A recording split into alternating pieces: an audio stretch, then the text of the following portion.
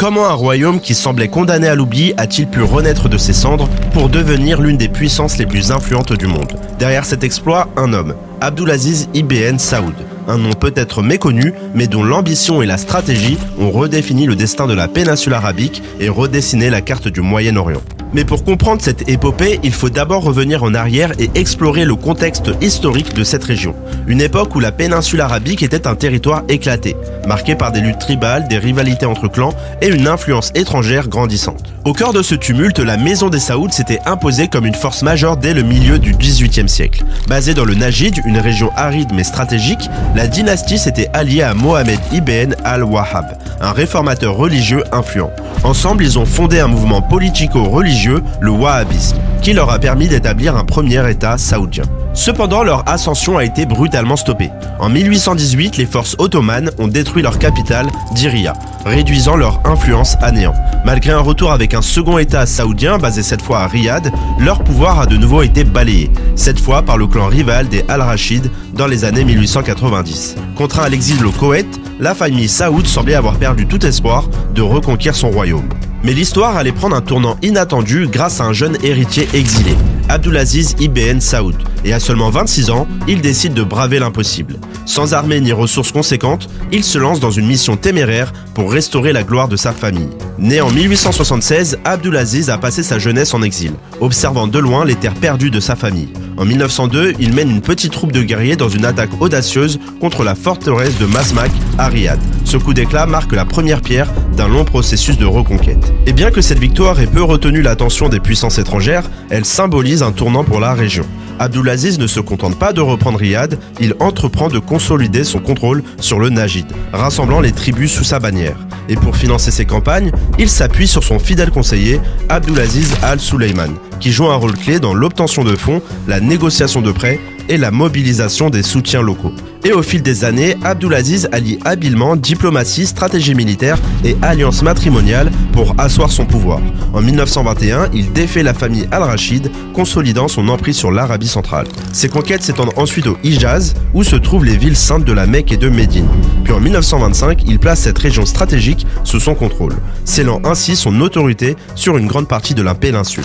Enfin, le 23 septembre 1932, Abdulaziz proclame officiellement la naissance du royaume d'Arabie Saoudite. Ce jeune exilé, autrefois sans ressources, devient donc le souverain d'une nation unifiée et stratégiquement incontournable. Et malgré son unification des tribus et la fondation du royaume d'Arabie Saoudite en 1932, le pays restait appauvri, dépendant d'une agriculture de subsistance et d'un commerce limité.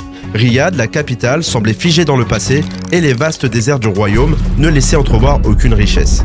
Mais enfouie sous ces sables apparemment stériles, une découverte inattendue allait transformer l'Arabie Saoudite, le pétrole.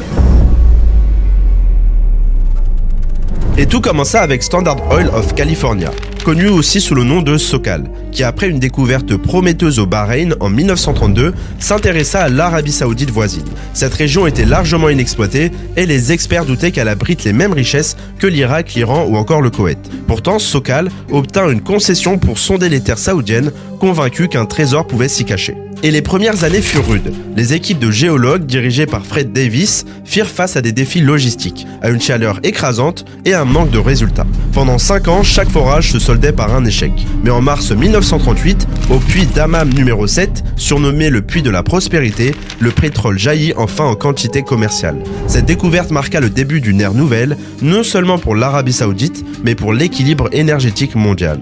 Et en l'espace de 5 ans seulement, la Standard Oil of California devient Aramco. Le succès d'Aramco a donc transformé l'Arabie Saoudite, attirant des entreprises comme Bechtel pour moderniser le royaume avec des autoroutes, des villes et des infrastructures modernes. Mais les finances du royaume devenaient un problème. Aramco, après avoir accordé un prêt sans intérêt de 6 millions de dollars, a découvert que le roi et sa cour dépensaient plus que prévu. Abdulaziz, gouvernant comme un chef tribal, devait maintenir son pouvoir en redistribuant des ressources aux chefs locaux. Cependant, cette frénésie de dépenses menaçait la stabilité financière du royaume et pourrait créer des troubles sociaux. commerciaux. Les Saoudiens ont habilement exploité les perceptions erronées des Américains à leur égard, les menant en bateau pour obtenir ce qu'ils voulaient. En 1950, Aramco a accepté un accord de partage des bénéfices à hauteur de 50% avec le gouvernement saoudien. Puis en 1953, le roi Abdulaziz, âgé de 78 ans, souffrait de graves problèmes de santé, rendant sa participation aux affaires de l'État limitée. En parallèle, l'incertitude concernant la succession grandissait. Le prince héritier Saoud bin Abdulaziz Al Saoud, bien qu'annoncé comme successeur, était perçu comme un dirigeant faible et extravagant, tandis que son frère Faisal, plus capable et plus sérieux, contestait cette position. Faisal, deuxième dans l'ordre de succession, était perçu comme plus compétent et avait déjà pris de nombreuses responsabilités à la place de son frère. Puis, le 9 novembre 1953, le roi Abdulaziz mourut, laissant derrière lui un royaume en pleine transition. Et bien que sa conquête du pays et la prospérité apportée par le pétrole soient des réalisations majeures, sa mort créa une instabilité au sein de la nation, un changement de pouvoir qui pourrait raviver les tensions au Moyen-Orient. Et lorsque le roi Abdulaziz mourut, le prince héritier Saoud était à Jeddah et n'a donc pas pu revenir à temps, créant ainsi un vide de pouvoir. Faisal, de son côté, bien qu'il ait eu l'opportunité de s'emparer du pouvoir, a choqué la cour en jurant loyauté à Saoud, son frère aîné, en lui offrant une bague de leur père pour marquer son allégeance. Ce geste a renforcé la position de Saoud et a conduit la cour à prêter allégeance à ce dernier. Cependant, une fois au pouvoir, Saoud s'est montré inefficace dans la gestion du royaume. En 1958, l'Arabie Saoudite faisait face à une crise financière majeure, avec une dette croissante et une inflation incontrôlable. Faisal, conscient des erreurs de son frère, a alors décidé de prendre le contrôle du pays. Soutenu par des alliés au sein de la famille royale, il a organisé un coup de palais pacifique. Et donc Faisal a découvert que les finances du royaume étaient dans un état critique, avec les réserves du trésor quasiment épuisées. Il a immédiatement révoqué le ministre des Finances, pris sa place et instauré des mesures d'austérité sévères, réduction des dépenses, licenciement dans le gouvernement et augmentation des impôts. Faisal savait que ces réformes impopulaires étaient nécessaires pour sauver l'économie du royaume, malgré les conséquences politiques. Et l'une des premières mesures de Faisal pour redresser l'économie saoudienne fut de réduire l'accord de partage des bénéfices avec Aramco, ce qui a diminué la part des princes alliés et des chefs tribaux. Cette décision risquait de compromettre son soutien et affaiblir sa position. Mais le roi Saoud, déjà impuissant, a vu là une chance de regagner du pouvoir. Puis en 1961, Faisal a présenté un budget ambitieux visant à rétablir la discipline financière. Mais Saoud, soutenu par des princes en quête de plus de fonds, a choqué en refusant d'approuver le budget. Faisal, en signe de protestation, a démissionné de son poste de ministre des Finances et cela a permis à Saoud de reprendre brièvement le contrôle. Cependant, le mode de vie extravagant du roi Saoud a rapidement affecté sa santé, le forçant à se rendre à l'étranger pour des soins médicaux en 1961. Faisal, voyant là une occasion en or, a agi rapidement. Pendant l'absence de Saoud, il a licencié des alliés clés du roi, dont Talal, le ministre des Finances, et a progressivement écarté tous ceux qui soutenaient Saoud. En 1963, avec l'influence de Faisal grandissante, il est devenu évident que le règne du roi Saoud était en déclin. Faisal a donc pris une décision décisive. Il a évincé le roi Saoud, l'exilant pour sécuriser son pouvoir. Faisal était désormais le dirigeant incontesté du royaume et pouvait mettre en place sa vision pour l'Arabie Saoudite. Et pour assurer le succès de ces réformes, il avait besoin d'un ministre des Finances compétent. Et c'est là qu'intervient Ahmed Zaki Yamani. Yamani, un homme d'une grande réputation juridique, issu d'une famille de juristes islamiques, avait étudié à l'université de New York et à la Harvard Law School. Il avait également fait ses preuves à Jeddah en tant qu'avocat respecté et personne influente. Faisal, qui lisait ses articles attentivement, a vu en lui un homme capable de l'aider à moderniser l'économie saoudienne et à redresser les finances du pays. Yamani s'est avéré être un stratège habile, modéré et influent, et il a rapidement gagné la confiance de Faisal pour transformer les finances du royaume et les relations avec Aramco. Yamani, nommé ministre des Finances par le roi Faisal, avait une mission colossale, assurer la stabilité économique de l'Arabie Saoudite. Il comprenait que le pétrole, et en particulier Aramco, était le moteur principal de la prospérité du pays. Cependant, Yamani savait que les Américains ne céderaient pas facilement leur contrôle sur l'entreprise. Il opta donc pour une stratégie à long terme visant à augmenter progressivement l'influence de l'Arabie Saoudite sur Aramco. En 1968, lors d'une conférence à Beyrouth, Yamani annonça l'intention du royaume d'obtenir une part d'au moins 50% dans Aramco et non plus simplement une part du bénéfice. Non pas par nationalisme, mais pour garantir la pérennité des intérêts saoudiens. Et au fil des années, Yamani a habilement négocié avec Aramco, acquérant progressivement des actions. Et en 1972, l'Arabie Saoudite détenait 25% des parts, mais Faisal voulait plus. Et l'opportunité se présenta en 1973 lorsque la guerre de Yom Kippour éclata. Et les pays arabes producteurs de pétrole décidèrent d'utiliser le pétrole comme arme politique, imposant un embargo.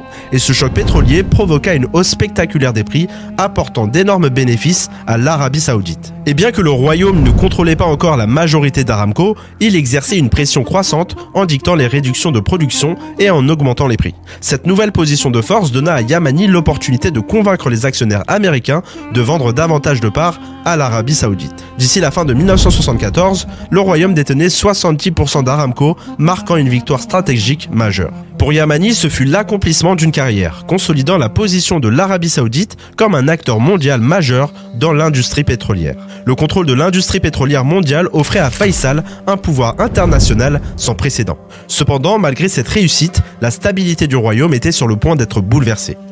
Le 25 mars 1975, dans l'effervescence générale qui régnait après les réformes et les progrès réalisés sous son règne, le roi Faisal accueillait une audience régulière au palais royal. Parmi la foule ce jour-là se trouvait son neveu, le prince Faisal bin Moussaïd, qui s'approcha de lui pour ce qui semblait être une salutation de routine et familière. Cependant, dans un instant soudain et choquant, le prince sortit un pistolet et tira 2 balles fatales dans la tête du roi. Faisal succomba à ses blessures peu après, laissant le pays et le monde sous le choc. L'Arabie Saoudite se retrouvait désormais sans son dirigeant visionnaire dans un moment de confusion et de deuil national. Selon certains, ce geste avait des liens avec la mort en 1966 du frère de l'assassin, le prince Khaled bin Moussaïd, tué par les forces de sécurité saoudiennes lors d'une manifestation. Suite à cet assassinat, la famille royale, abasourdie par la perte de leur roi, prit rapidement des mesures. Le prince Faisal bin Moussaïd fut arrêté, jugé et exécuté par décapitation.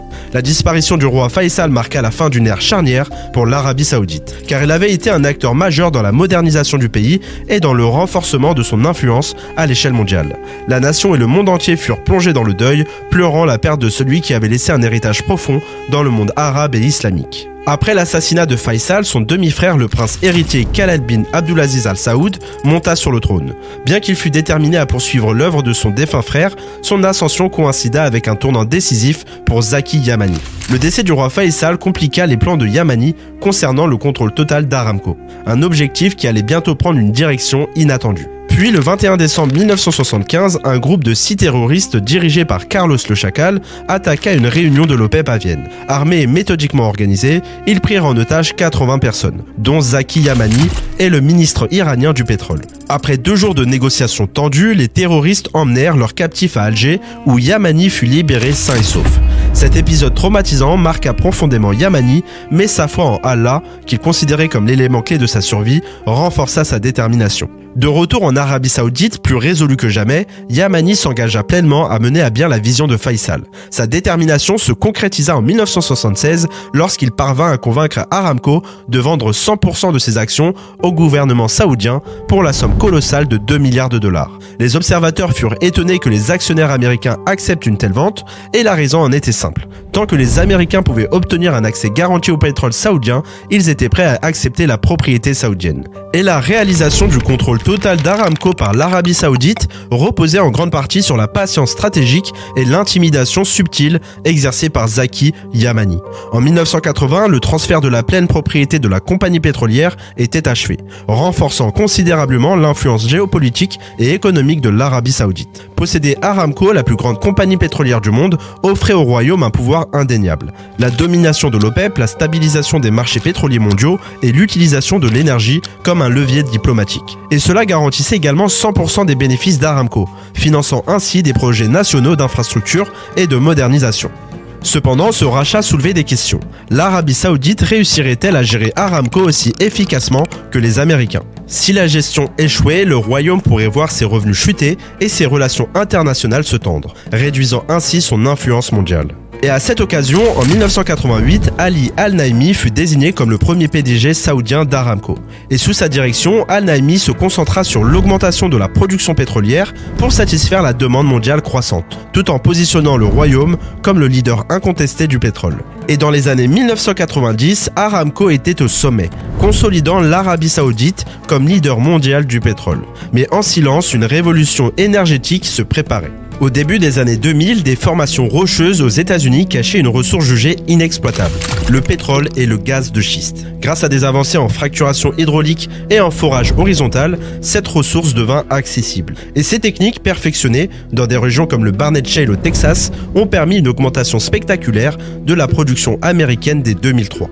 Et Ali Al-Naimi, le ministre saoudien du pétrole, minimisait cette nouvelle concurrence, affirmant qu'elle ne représentait aucune menace. Pourtant, en 2014, les États-Unis rattrapèrent l'Arabie Saoudite en production, provoquant un effondrement des prix du pétrole. Cette chute de $100 à moins de $50 le baril déstabilisa les économies pétrolières comme l'Arabie Saoudite et la Russie. Et face à cette crise, Aramco a démontré sa résilience. Mais les défis ont révélé un besoin urgent de diversification.